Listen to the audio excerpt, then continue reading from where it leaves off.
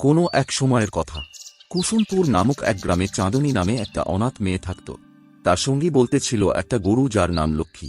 চাঁদনীর বয়স যখন মাত্র 10 বছর তখন তার বাবা মা মারা যায়, আর তারপর থেকে লক্ষ্মীই তার দেখাশোনা করে। আর চাঁদনীও গরুটাকে খুব ভালোবাসে।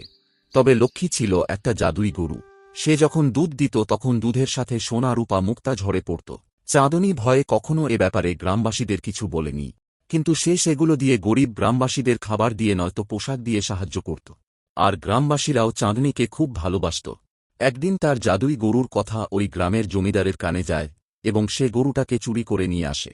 কিন্তু যখনই জমিদার গরুটার কাছে যায় তখন তার চোখ থেকে প্রচণ্ড আলো বেরিয়ে আসে আর জমিদার ভয় পেয়ে যায়। তারপর লক্ষ্মী আবার চাঁদনীর কাছে ফিরে যায়। সেই থেকে লক্ষ্মী আর চাঁদনী মিলে একটা জাদুর রাজ্য বানায়, যেখানে লোভের কোনো জায়গা নেই, কেবল ভালোবাসা আর যত্ন আছে। আর মানুষজন সুখে শান্তিতে বাস করতে থাকে। বন্ধুরা, গল্পটা ভালো লাগলে ভিডিওটাতে একটা লাইক করে চ্যানেলটাকে সাবস্ক্রাইব করে দিও।